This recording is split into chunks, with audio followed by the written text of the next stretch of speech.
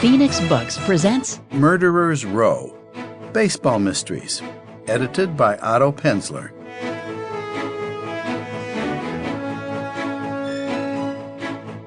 Keller's Designated Hitter, by Lawrence Block, read by Dan Cashman.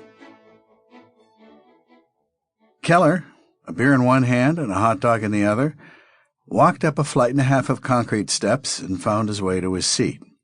In front of him, two men were discussing the ramifications of a recent trade the Tarpons had made, sending two minor league prospects to the Florida Marlins in return for a left-handed reliever and a player to be named later.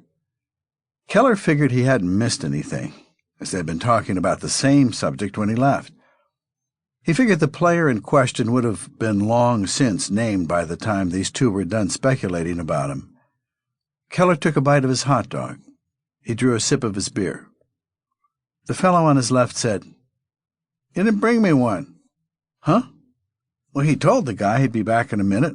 Might have mentioned he was going to the refreshment stand. But had he missed something the man had said in return?" "What didn't I bring you, a hot dog or a beer?" "Either one," the man said. "Was I supposed to?" "Nope," the man said. "Hey, don't mind me.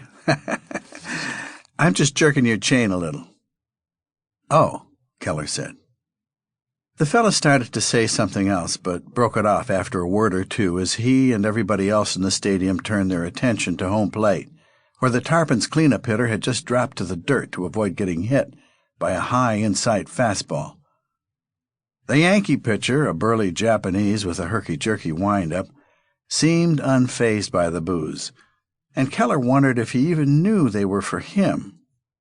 He caught the return throw from the catcher, set himself, and went into his pitching motion. "Taguchi likes to pitch inside," said the man who'd been jerking Keller's chain, "and Vollmer likes to crowd the plate. So every once in a while Vollmer has to hit the dirt or take one for the team."